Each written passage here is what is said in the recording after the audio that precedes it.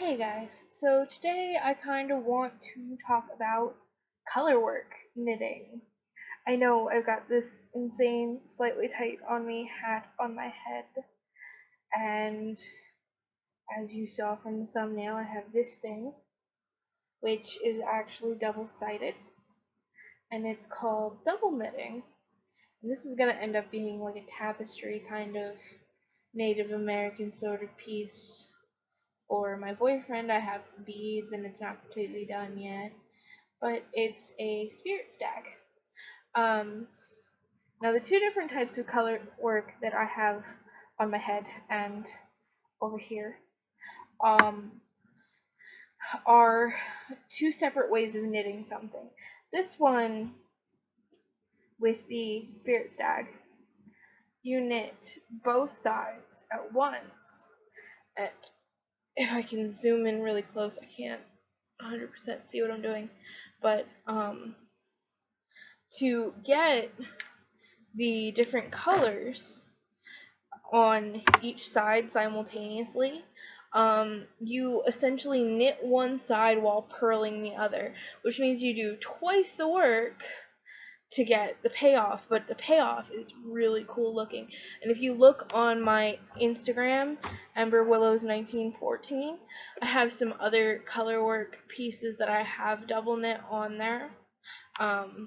If you look really close though, you can see like the row starting, you would start with knitting this one and then purling the next one. And then as you knit one side and purl the other, the knits conceal the purls.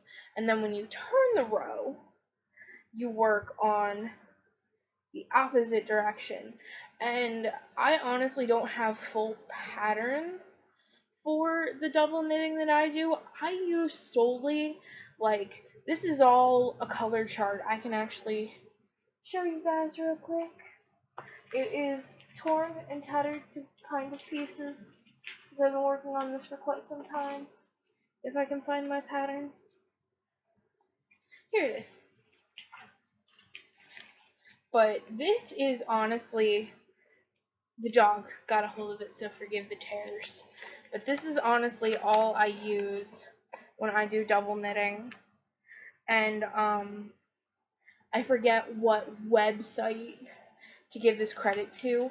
Honestly, I found this chart and a few others by Googling Celtic knitting patterns, Celtic spirit animal knitting patterns, and things like that.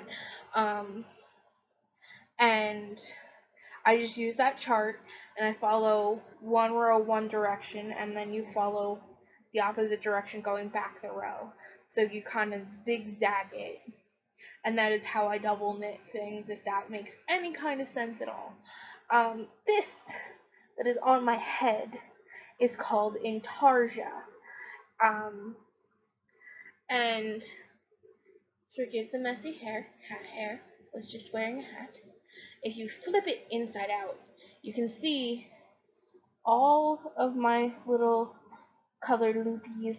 These loops are actually called floats, and I don't have it all tucked in yet, but you can see like the backs of the cats and things like that from the inside. You've probably seen things like this, like not handmade, that look much neater.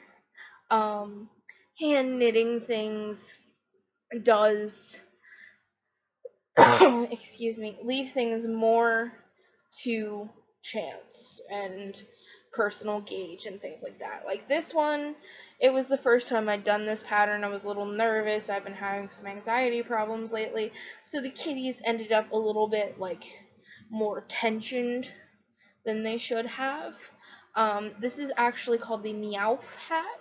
I ended up knitting it in the round. There are on Ravelry also instructions for knitting it flat, and that way you can get two different colors of these kitties. But I thought it would be much cooler to do one hat of each color kitty and then have some where it's multiple color kitties, because I haven't knit in the round for a little while, and I wanted to. And you can honestly, with knitting, do so much, and crochet.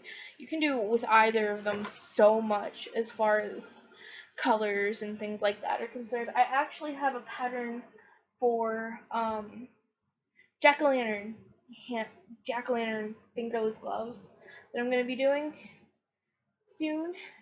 And this is actually a sneak peek of the squishy nail haul that I'm going to be doing very shortly. I just needed to open it up previously to make sure I got everything I need, because also in my knit picks package was literally 12 skeins of yarn that I need for a cardigan for a friend for Christmas. So, alright, that's all I have for today. Please subscribe, stay safe, stay spoopy, and thank you for watching.